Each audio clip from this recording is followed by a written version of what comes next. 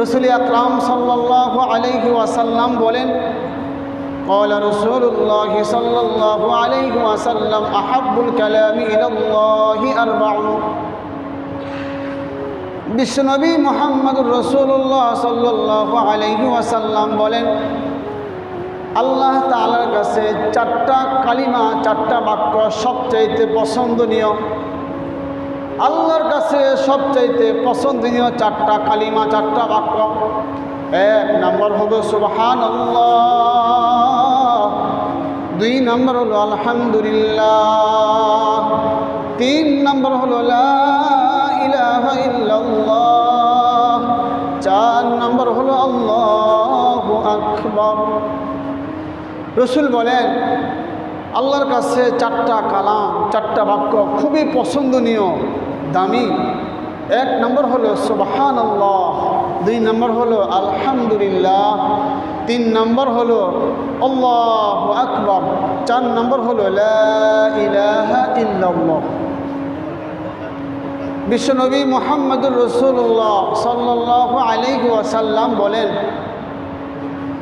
যে ব্যক্তি সুবহানাল্লাহ পড়বে তার আমল নামায় আল্লাহ 20টা নেকি দান করবেন। সুবহানাল্লাহ। যিনি লা ইলাহা ইল্লাল্লাহ পড়বেন তার আমল নামায় আল্লাহ 20টা নেকি দান করবেন। যিনি বলবেন আল্লাহু আকবার তার আমল নামায় আল্লাহ 20টা নেকি দান করবেন। যিনি বলবেন আলহামদুলিল্লাহ, আল্লাহ পাক রব্বুল আলামিন তাকে আল্লাহ 30টা নেকি দান করবেন এবং তার জীবন থেকে 20টা গুনাহ আল্লাহ মুছে দিবেন। সুবহানাল্লাহ। আমরা পবিত্র কোরআনে কারীম যখন পড়ি, সর্বপ্রথম আমরা আউযু বিল্লাহ বিসমিল্লাহ পড়ে, দুরূদ শরীফ পড়ে আমরা সূরা ফাতিহা শুরু করি।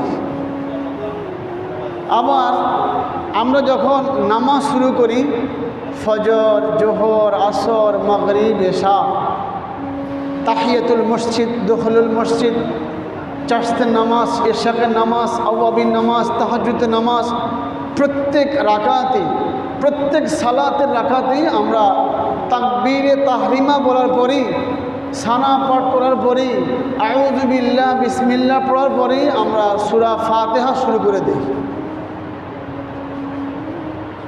দৈনন্দিন আমাদের জীবনের মধ্যে আমরা 5 ওয়াক্ত নামাজের প্রত্যেক রাকাতে আমরা সূরা ফাতিহা দিয়ে শুরু করি। আবার কোরআনে কারীমের খুলতেই প্রথম যে সূরা পড়ে সূরাতুল ফাতিহা, ওই সূরা ফাতিহা দ্বারা আমরা পবিত্র কোরআনে কারীম আমরা তেলাওয়াত শুরু করি।